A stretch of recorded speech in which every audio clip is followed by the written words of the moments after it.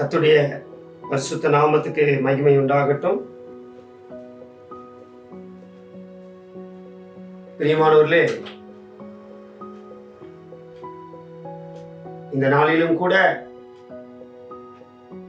உங்கள் மத்தியிலே வேத வசனங்களை தியானிக்கும்படியாக தேவன் அடியேனையும் கூட கொண்டு வந்ததுக்காய் தேவனை ஸ்தோத்திரிக்கிறேன்.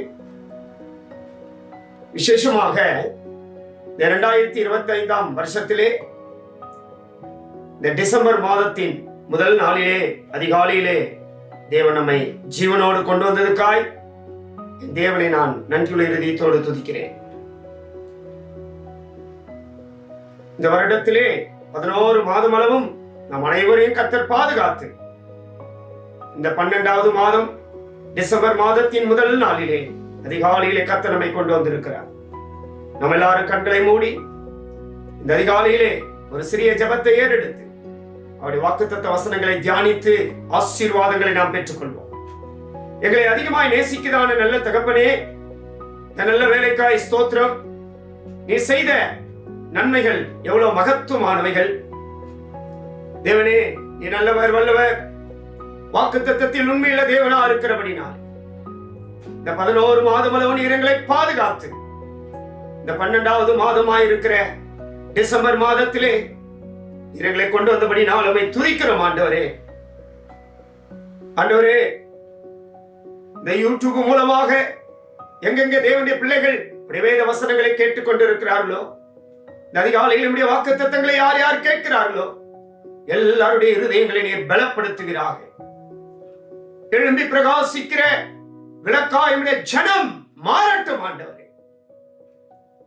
வாக்குத்தத்தத்தின் மூலமாக ஒரு ஊழியர்கள் தேவ விசுவாசிகள் எல்லா அந்நிய ஜனங்களையும் கூட நீர் ஆசீர்வதிக்கும்படியாக ஜெபிக்கிறோம். தொடர்ந்து நீர் எங்களோடு கூட இடைவரும். எல்லாவற்றையும் இயேசு மூலம் கேட்கிறோம் நல்ல பிதாவே, ஆமென். அல்லேலூயா. கர்த்தருடைய பரிசுத்த நாமத்துக்கு மகிமை உண்டாகட்டும். பிரியமானவர்களே, 2025 வருஷத்திலே 11 மாதம் அளவும் பாதுகாத்து இந்த 12வது மாதமா இருக்கிற டிசம்பர் மாதத்திலே இந்த முதல் நாளிலே அதிகாலையிலே கர்த்தர் நம்மை கொண்டு வந்ததுக்காய் நாம் கர்த்தரை துதிப்போம். ஒரு வசனத்தை வாசியுங்கள். ஏசாயா புஸ்தகம் 52 அதிகாரம் முதல் வசனம். ஏசாயா புஸ்தகம் 52 அதிகாரம் முதல் வசனத்திலே, எழும்பு எழும்பு சீயோனே, உன் வல்லமையை தரித்துக்கொள், பரிசுத்த நகரமாகிய எருசலேமே, உன் அலங்கார வஸ்திரங்களை உடுத்திக்கொள், விருத்த சேதனம் இல்லாதவனும் அசுத்தனும் இனி உன்னிடத்தில் வருவதில்லை. அல்லேலூயா. பிரியமானவர்களே, இங்கே வாசித்துதான இந்த வேத பகுதியிலே சொல்லப்பட்ட தேவனுடைய வார்த்தை இந்த வருடத்தினுடைய கடைசி மாதத்திலே நாம் வந்திருக்கிறோம். இந்த மாதத்திலே எத்தனையோ தேவனுடைய பிள்ளைகள் இந்த வருடம் முழுதுமாக நம்ம எப்படியோ ஜீவித்தோம். ஊழியர்கள் ஆனாலும் விசுவாசிகள் ஆனாலும் 2 கூட்டத்தாரையும் சபைகளையும் குடும்பங்களையும் ஒரு பலப்படுத்தக்கூடிய ஒரு வசனம் தான் இங்கே நாம் வாசிக்கிறோம். எழும்பு எழும்பு சீயோனே, உன் வல்லமையை தரித்துக்கொள். இது ஒரு ஊழியர்களுக்கு சொல்லப்பட்ட வாக்குத்தத்தம் தான், வார்த்தை தான். முதலாவது, ஒரு ஊழியர்கள் தான் எழும்ப வேண்டியதா இருக்கிறது. இந்த டிசம்பர் மாதத்திலே இந்த முதல் நாளிலே ஊழியர்கள் எழும்பி பிரகாசிக்கிற ஒரு விளக்காய் காணப்பட்டால் தான் அவர்கள் மூலமாக விசுவாசிகளை எழுப்ப முடியும். அதனால்தான் வேதம் கரெக்டாய் சொல்கிறது. முதலாவது, எழும்பு எழும்பு சீயோனே, உன் வல்லமையை தரித்துக்கொள். இது ஒரு ஊழியர்களுக்கு. இரண்டாவது, பரிசுத்த நகரமாகிய எருசலேமே, உன் அலங்கார வஸ்திரங்களை உடுத்திக்கொள். இது ஒரு மனவாட்டி சபையா இருக்கிற ஒரு தேவ விசுவாசிகளுக்கு கூட சொல்லலாம். அல்லேலூயா.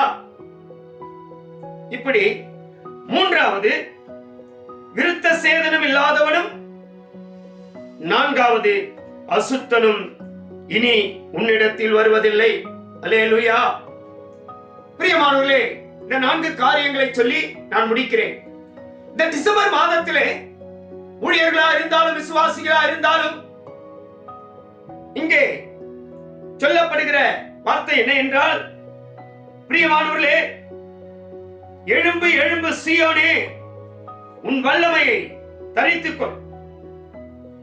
தேவ பிள்ளைகளே, முதலாவது ஒரு ஊழியர்களை குறித்து சில வார்த்தைகளை நாங்கள் சொல்கிறோம். ஊழியர்களே, இந்த டிசம்பர் மாதத்திலே நாம் தான் எழும்ப வேண்டியது முக்கியமாக இருக்கிறது. நாம் படுத்து உறங்குகிற நேரம் இது அல்ல. சோர்ந்து போய் எலியாவை போல சூரச்செடியின் கீழே சோர்ந்து போய் நான் மரித்து போகிறேன் என்று சொல்லக்கூடிய நேரம் இது அல்ல. எலியா, எல்லாரும் மரித்து போய்விட்டார்கள், நான் ஒருத்தன் தான் மீதியா இருக்கிறேன் என்று ஒரு செடியின் கீழே போய் படுத்து நான் சாக போகிறேன் என்று தேவனிடத்தில் முறையிட்டான். அல்லேலூயா. அப்படிப்பட்ட நேரம் இது அல்ல. ஊழியர்களே, நாங்கள் சொல்கிறோம், ஒருவேளை இந்த வருடம் முழுவதும் எத்தனையோ பலவீனங்கள், பாவங்கள், எத்தனையோ காரியங்களை நீ சந்தித்திருக்கலாம். ஆனால் இந்த டிசம்பர் மாதத்திலே எலியாவை எழுப்புகிற தேவன், எலியாவை பலப்படுத்தின தேவன், எலியாவுக்கு சூடான அப்பங்களையும் தண்ணீரையும் கொடுத்த தேவன் இந்த டிசம்பர் மாதத்தில் உன்னை எழுப்ப வல்லமையுள்ள தேவனா இருக்கிறார். உன் ஊழியத்தை எழுப்ப வல்லமையுள்ள தேவனா இருக்கிறார். உன் குடும்ப உன்னுடைய ஊழியத்தின் விசுவாசிகளை கட்ட வல்லமையுள்ள தேவனா இருக்கிறார். 52ஆம் அதிகாரத்திலே ஏசாயாவிலே, எழும்பு எழும்பு சீயோனே, உன் வல்லமையை தரித்துக்கொள். எழும்பு எழும்பு சீயோனே, நீ படுத்திருக்கிற நேரம் அல்ல. எழும்பு எழும்பு, ஊழியத்துக்காக எழும்பு, வேத வசனங்களை பேச எழும்பு, சபையை கட்ட எழும்பு, சுவிசேஷத்தை அறிவிக்க எழும்பு, மெய்ப்பனே சபையை கட்ட எழும்பு. அப்போஸ்தல ஊழியர்களே, பூர்ணமாக்கப்பட்ட உபதேசத்தை சொல்லும்படியா எழும்பு. தீர்க்கதரிசிகளே, உண்மையான தீர்க்க தரிசன வசனங்களை பேசும்படியா எழும்புங்கள். எழும்பி நில்லுங்கள். சீயோன் என்பது ஊழியர்களை வெளிப்படுத்துகிறது. அப்போஸ்தல ஊழியர்கள், உன் வல்லமையை தரித்துக்கொள். உனக்கென்று ஒரு ஊழியம் உண்டு. வல்லமை, உன் வல்லமை. அந்த வல்லமை என்பது ஆண்டவர் உனக்கு கொடுத்த அதிகாரம், உனக்கு கொடுத்த ஊழியம், உனக்கு கொடுத்த சபை. உனக்கென்று ஒரு ஊழியம் உண்டு, உனக்கென்று ஒரு அதிகாரம் உண்டு, உனக்கென்று ஒரு ஊழியத்தின் வாசலை கட்ட திறக்கிறார் இந்த டிசம்பர் மாதத்தில். எத்தனை பேர் விசுவாசிக்கிறீங்க? ஊழியர்களே, சோர்ந்து போகாதீங்க.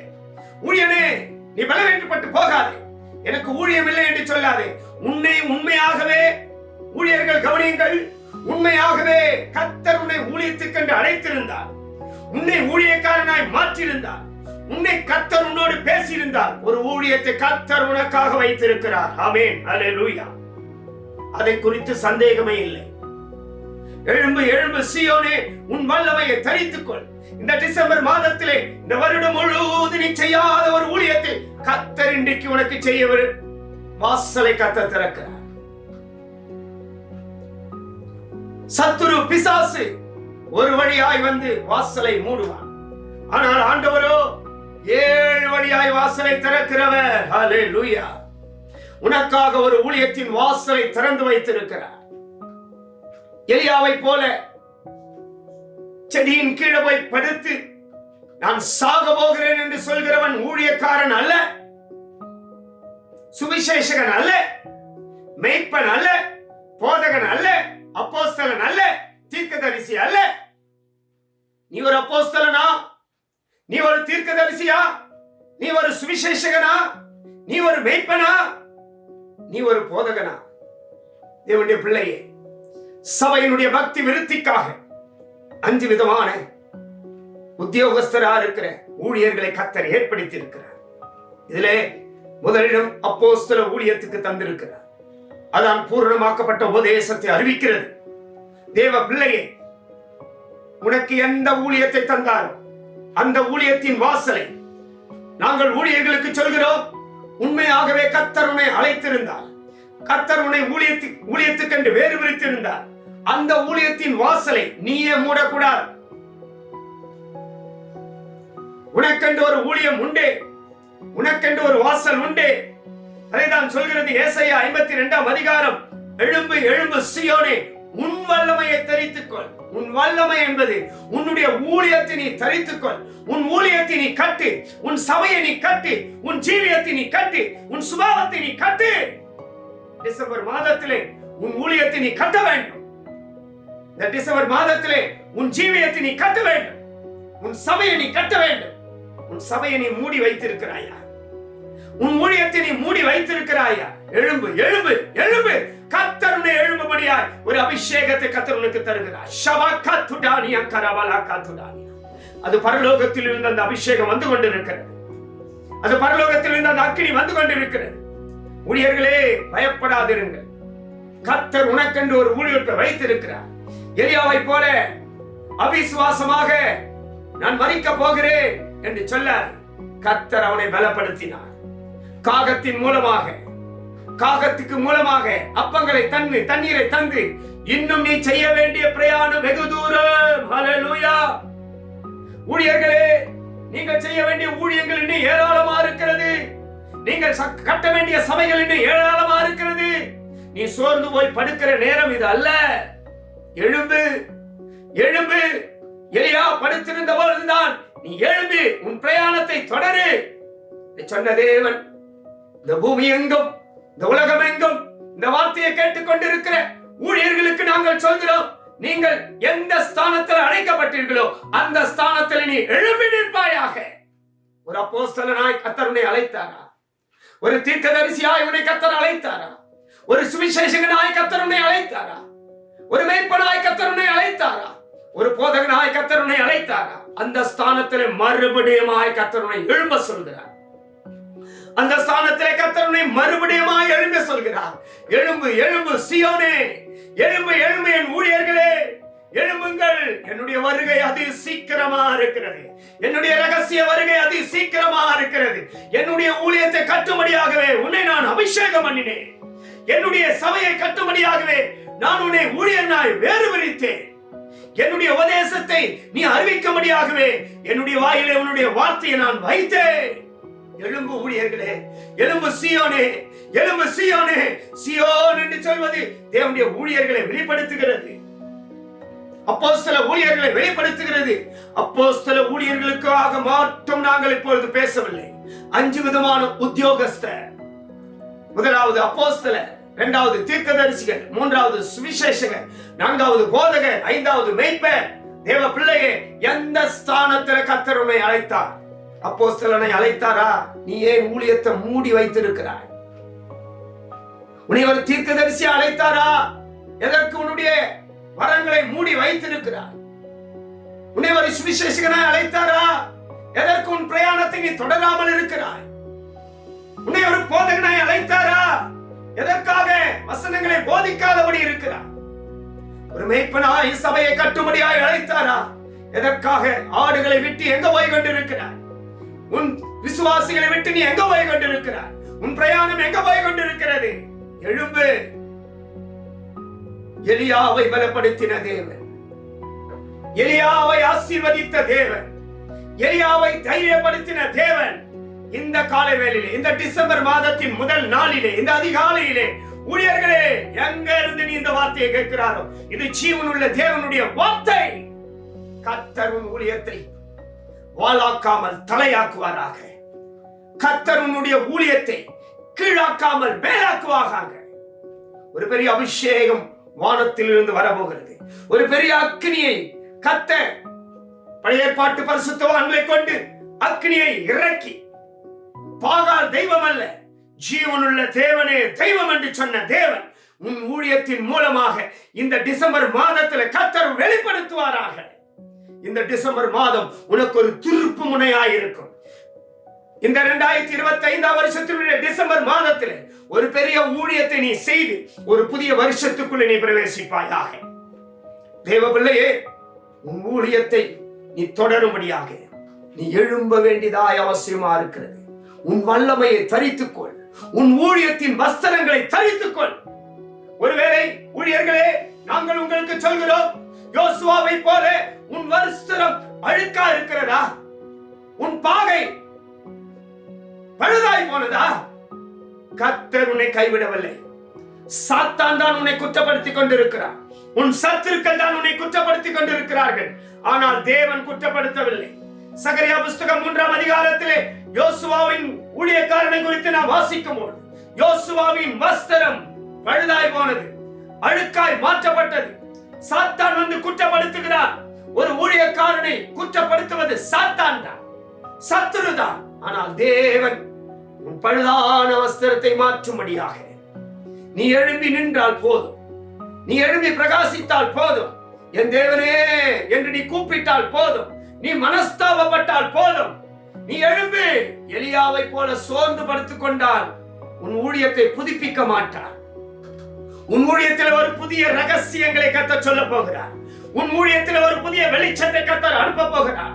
உன் சபையில ஒரு புதிய புதிய காரியங்களை கர்த்தர் செய்ய போகிறார். யோசுவாவின் வஸ்திரம் பழுதாய் போனது. தூதனுக்கு கட்டளையிடுகிறார் தேவன், அந்த வஸ்திரத்தை கழட்டி போடுங்கள். வேற வஸ்திரம், வெண்மையான வஸ்திரம், பிரகாசமுள்ள வஸ்திரம். தேவ பிள்ளையே, ஒரு புதிய ஊழியத்தை செய்யும்படியாக ஒரு புதிய வஸ்திரங்கள், ஒரு புதிய அபிஷேகங்கள், புதிய கிருபா வரங்கள். அவன் பாகை மாற்றப்பட்டது, அவன் தலைப்பாகை மாற்றப்பட்டது. பழுதாய் போனதெல்லாம் மாற்றி எல்லாம் புதிதாயின. அல்லேலூயா. எழும்பு எழும்பு சீயோனே, உன் வல்லமையை தரித்துக்கொள். உன் ஊழியத்தின் வல்லமை, ஊழியத்தின் வஸ்திரங்கள், ஊழியத்தின் அலங்காரமான பாகைகள் எல்லாவற்றையும் தரித்துக் கொள்ளும்படியாக ஜீவனுள்ள தேவன், ஜீவனுள்ள வாக்கு தத்தங்களை இந்த டிசம்பர் மாதத்தில் ஊழியர்களுக்கு கர்த்தர் தருகிறார். பயப்படாதே. நாம் எழும்பி நிற்க வேண்டிய ஊழியர்கள், விழுந்து போக வேண்டிய ஊழியர்கள் அல்ல, சோர்ந்து போக வேண்டிய ஊழியர்கள் அல்ல, பின்வாங்கி போக வேண்டிய ஊழியர்கள் அல்ல.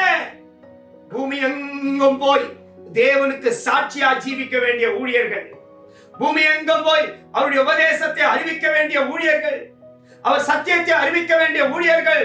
நீ எலியாவை போல தூங்கி கொண்டிருந்தால் எப்படி? எலியாவை போல சோர்ந்து போனால் எப்படி? எலியாவை போல நான் செத்து போகிறேன் என்று சொன்னால் எப்படி? ஊழியர்களே, எழும்புங்கள். ஆகினால்தான் வெளிப்படுத்தின விசேஷத்திலே 14ஆம் அதிகாரத்திலே நான் வாசிக்கும் பொழுது ஒரு மேன்மையான சீயோனை குறித்து தான் இங்கே வாசிக்கிறோம். ஆனால் இந்த உபதேசத்தை நான் தெளிவாய் சொல்ல நேரமில்லை. வெளிப்படுத்தின விசேஷம் 14ஆம் அதிகாரத்திலே நான் வாசிக்கும் பொழுது, பின்பு நான் பார்த்தபோது இதோ சீயோன் மலையின் மேல் ஆட்டுக்குட்டியானவரையும் அவரோடு கூட அவருடைய நாமம், அவருடைய பிதாவின் நாமம் தங்கள் நெற்றிகளிலே எழுதப்பட்டிருந்த 144,000 பேரையும் நிற்க கண்டேன். பாருங்கள், இந்த முதல் வசனத்திலே சீயோன் மலையின் மேலே ஆட்டுக்குட்டியானவரோடு 144,000 பேர், பிதாவின் நாமமும் அவர்கள் நெற்றிகளிலே எழுதப்பட்டிருந்த 144,000 பேர் அப்போஸ்தல ஊழியர்கள் படுத்திருக்க கண்டேன் என்றல்ல, உட்கார்ந்திருக்க கண்டேன் என்றல்ல, சோர்ந்து போய் இருக்க கண்டேன் என்றல்ல, நிற்க கண்டேன். ஊழியன் நிற்க வேண்டும். என்ன வந்தாலும் நிற்க வேண்டும். என்ன பிரச்சனை வந்தாலும் ஊழியத்தில் தைரியமாய் நிற்க வேண்டும். கர்த்தர் இந்த டிசம்பர் மாதத்திலே உன்னை கர்த்தர் தைரியப்படுத்துகிறார். அதுதான் ஏசாயா 52:1 சொல்கிறது, எழும்பு எழும்பு சீயோனே, படுத்திருக்கிற நீ எழும்பு, சோர்ந்து போய் இருக்கிற நீ எழும்பு, வாசலை மூடி வைத்திருக்கிற நீ எழும்பு, சபையை மூடி வைத்திருக்கிற நீ எழும்பு, சுவிசேஷத்தை மூடி வைத்திருக்கிற நீ எழும்பு, சத்தியத்தை மூடி வைத்திருக்கிற ஊழியர்களை நீங்கள் எழும்புங்கள், எழும்பி நில்லுங்கள். யாரோடு? ஆட்டுக்குட்டியானவரோடு, தேவனோடு நின்று ஊழியத்தை நாம் செய்ய வேண்டிய நாட்கள் இது. இந்த ஊழியர்கள் எப்படி ஊழியத்தை செய்யணுமா? அவர்களுடைய நாவிலே புது பாட்டு. இது அப்போஸ்தல ஊழியர்களுக்கு தான். ஆனால் எல்லாருடைய வாயிலே ஒரு புது பாட்டை இந்த டிசம்பர் மாதத்தில் வைக்கிறார். அல்லாஹ்வும் பெருவெள்ளம் இரைச்சல் போடவும் பலத்த இடி முழக்கம் போலவும் ஒரு சத்தம் வானத்தில் இருந்து உண்டாக கேட்டேன். நான் கேட்ட சத்தம் சுரமண்டலக்காரர் தங்கள் சுரமண்டலங்களை வாசிக்கிற ஓசையை போல இருந்தது. அவர்கள் சிங்காசனத்திற்கு முன்பாகவும் 4 ஜீவன்களுக்கு முன்பாகவும் மூப்பர்களுக்கு முன்பாகவும் புது பாட்டை பாடினார்கள். ஹல்லேலூயா. தேவ பிள்ளையே, புது பாட்டு. ஊழியர்களே, ஒரு புதிய பிரகாசமான ஊழியத்தை கர்த்தர் இந்த டிசம்பர் மாதத்தில் உனக்கு தருவாராக. நீங்கள் அப்போஸ்தலனா இருந்தாலும் சரி, ஒரு தீர்க்கதரிசியா இருந்தாலும் சரி, ஒரு சுவிசேஷகனா இருந்தாலும் சரி, ஒரு மேய்ப்பனா இருந்தாலும் சரி, ஒரு போதகனா இருந்தாலும் சரி, ஒரு புதிய ஊழியத்தை கர்த்தர் உனக்கு தரப்போகிறார். ஒரு புதிய ஆசீர்வாதத்தை கர்த்தர் உனக்கு தரப்போகிறார். விசுவாசியுங்கள். எழும்பு, எழும்பு. உன்னுடைய வாயிலே ஒரு புதிய பாட்டை கர்த்தர் வைக்கிறார். ஒரு புதிய ஊழியத்தை கர்த்தர் வைக்கிறார். ஒரு புதிய அபிஷேகத்தை கர்த்தர் வைக்கிறார். ஒரு புதிய வல்லமையை கர்த்தர் வைக்கிறார். புதிய புதிய வார்த்தையை கர்த்தர் உனக்கு வைக்கிறார். நீ இந்த உலகத்தினாலே தீட்டுப்படக்கூடாது. 4 வசனம் சொல்கிறது தீட்டுப்படாதபடிக்கு.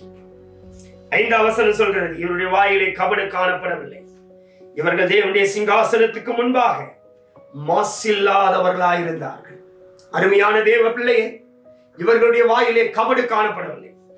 ஒரு புதிய ஊழியத்தை, ஒரு பிரகாசமுள்ள ஊழியத்தை,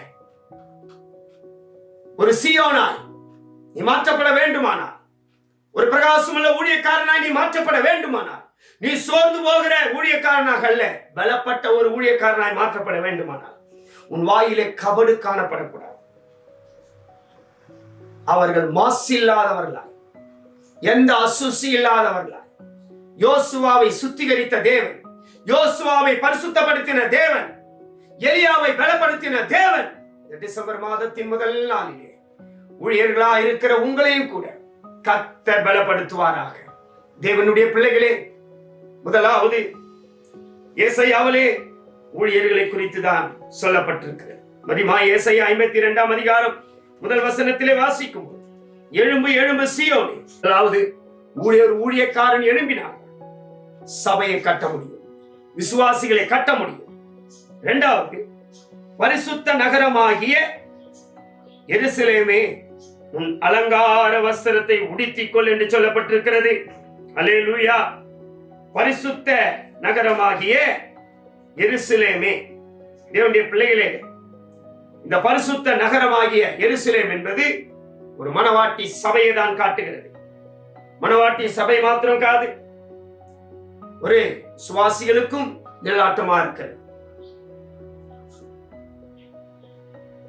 பரிசுத்த நகரமாகிய எருசலேம், இது 2வது விசுவாசிகளுக்கு நான் சொல்கிறேன். விசுவாசிகள் கூட, தேவனுடைய பிள்ளைகள் கூட இந்த டிசம்பர் மாதத்திலே எழும்பு எழும்பு எருசலேமே உன் அலங்கார வஸ்திரத்தை, பரிசுத்த நகரமாகிய எருசலேம். விசுவாசிகளே, கடந்த நாட்களில் எத்தனையோ பாவங்கள் உங்கள் ஜீவியத்தில் வந்திருக்கலாம். அந்த பாவத்தை குறித்து நீ யோசிக்காதே. உன் தேவனிடத்திலே நீ ஒரு பரிசுத்த நகரமாய் எழும்ப வேண்டும் என்று கர்த்தர் வாஞ்சிக்கிறார். எத்தனை பேர் விசுவாசிக்கிறீங்க? நீ பரிசுத்த நகரமாய் எழும்பினால்தான் நீ அலங்கார வஸ்திரங்களை தரித்துக் கொள்ள முடியும், மணவாட்டி வஸ்திரங்களை தரித்துக் கொள்ள முடியும். இந்த 11 மாதம் உன் குடும்பத்துல, உன் ஜீவியத்துல, உன் வேலை ஸ்தலத்துல என்னென்ன பிரச்சனைகள், பலவீனங்கள், பாவங்கள் வந்ததோ அதையே நீ யோசித்து யோசித்து யோசித்து சோர்ந்து போய் படுத்துக் கொண்டு இருக்கிற விசுவாசியா இருக்காது. இப்பொழுது நீ பரிசுத்த நகரமாய் எழும்ப வேண்டும். எப்படி? என் தேவன் என்னை சுத்திகரித்திருக்கிறார், என் தேவன் என்னை பரிசுத்தப்படுத்தியிருக்கிறார், என் தேவன் என்னை பரிசுத்த நகரமாய் மாற்றி இருக்கிறார். ஹல்லேலூயா. நான் தேவனுக்கு மனவாட்டியாய் மாறப்போகிறேன். எத்தனை விசுவாசிகள் சொல்ல முடியும்? ஒருவேளை பாவங்கள், பலவீனங்கள் வந்திருக்கலாம். ஒருவேளை எத்தனையோ பலவீனங்கள் உனக்கு வந்திருக்கலாம். ஆனால் இந்த கடைசி மாதத்திலே, இந்த டிசம்பர் மாதத்திலே கர்த்தர் மன்னித்து உன் குடும்பத்தை கர்த்தர் கட்ட போகிறார். நீ பரிசுத்த நகரமாய் எழும்ப வேண்டும், எருசலேமாய் எழும்ப வேண்டும். அந்த வெளிப்படுத்தின விசேஷத்திலே நாம் படிக்கும் போது 21ஆம் அதிகாரத்திலே நாம் படிக்கும் போது அந்த பரிசுத்த நகரமாகிய எருசலேம், பரம எருசலேம் பரலோகத்தில் இருந்து இறங்கி வர கண்டேன். அந்த இறங்கி வந்து நீ ஒரு எருசலேமாய் மாற வேண்டும். தேவனுடைய பிள்ளையே, இன்னும் வெளிப்படுத்தின விசேஷம் 19ஆம் அதிகாரத்திலே 7ஆம் 8ஆம் வசனத்திலே நாம் வாசிக்கிறோம். நாம் சந்தோஷப்பட்டு களி கூர்ந்து அவருக்கு துதி செலுத்த கடவோம். ஆட்டுக்குட்டியானுடைய கல்யாணம் வந்தது, அவருடைய மனைவி தன்னை ஆயத்தம் பண்ணினாள் என்று சொல்ல கேட்டேன். 8ஆம் வசனம் சொல்கிறது, சுத்தமும் பிரகாசமுமான மெல்லிய வஸ்திரம் அவளுக்கு அளிக்கப்பட்டது. அந்த மெல்லிய வஸ்திரம் பரிசுத்தவான்களுடைய நீதிகளே. ஹல்லேலூயா. எருசலேமே, விசுவாசிகளே, நீங்களே பரிசுத்தவான்கள், நீங்களே பரிசுத்தமான நகரம், நீங்களே பரிசுத்தமான எருசலேம். எழும்பி பிரகாசிக்க வேண்டியது அவசியமா இருக்கிறது. எழும்பு, எழும்பு, உன் வல்லமையை தரித்துக்கொள். சோர்ந்து போகாதே. விசுவாசிகளே, நீங்கள் கிருபையை இழந்து போயிருக்கிறீங்களா? இல்ல அபிஷேகத்தை இழந்து போயிருக்கிறீங்களா? இல்ல ஆவிக்குரிய வரங்களை இழந்து போயிருக்கிறீங்களா? கர்த்தர் மறுபடியும் ஆவிக்குரிய அலங்காரமான வஸ்திரத்தை கர்த்தர் உனக்கு தர வாஞ்சிக்கிறார். எத்தனை பேர் விசுவாசிக்கிறீங்க? நான் ஆவிக்குரிய ஜீவியத்திலே இந்த 11 மாதம் விழுந்து போனேன். ஆனால் இந்த 12வது டிசம்பர் மாதத்துல கர்த்தர் உன்னை எழுப்பி கட்ட போகிறார். ஒரு நல்ல விசுவாசியாய் கட்ட போகிறார். ஒரு நல்ல புதிய எருசலேமாய் கர்த்தர் கட்ட போகிறார். பரிசுத்த நகரமாகிய எருசலேமே, அலங்காரமான வஸ்திரத்தை, அந்த அலங்கார வஸ்திரம் தான் வெளிப்படுத்தின விசேஷம் 19ஆம் அதிகாரம் 8ஆம் வசனத்திலே சுத்தமும் பிரகாசமும் மெல்லிய வஸ்திரம். சுத்தம், இருதயத்தில் சுத்தமுள்ளவர்கள் பாக்கியவான்கள், அவர்கள் தேவனை தரிசிப்பார்கள். சுத்தம், பிரகாசம். தேவனுடைய பிள்ளைகளே, நம்முடைய ஆவிக்குரிய ஜீவியம் பிரகாசிக்க வேண்டும். அந்தகாரமா இருக்கக்கூடாது. மெல்லிய வஸ்திரம். மெல்லிய வஸ்திரம் என்று சொல்வது பூரணத்தை வெளிப்படுத்துவது. நாம் பூரணமாக்கப்பட வேண்டும். அரைகுறையானவர்கள் மனவாட்டியா எடுத்துக்கொள்ளப்பட முடியாது. புதிய எருசலேமாய் எடுத்துக்கொள்ளப்பட முடியாது. பூர்ணமாக்கப்பட்டவர்களுக்கு தான் இயேசு மணவாளனாய் வரப்போகிறார்.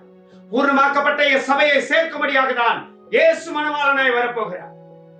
இதுவே பரிசுத்தவான்களுடைய நீதிகளே. தேவனுடைய பிள்ளையே, எருசலேமே, தேவனுடைய விசுவாசிகளே, எங்கெங்க எவரவர்கள் சோர்ந்து போயிருக்கிறீர்களோ எல்லாரையும் கர்த்தர் எழுப்பும்படியாய் வாஞ்சிக்கிறார்.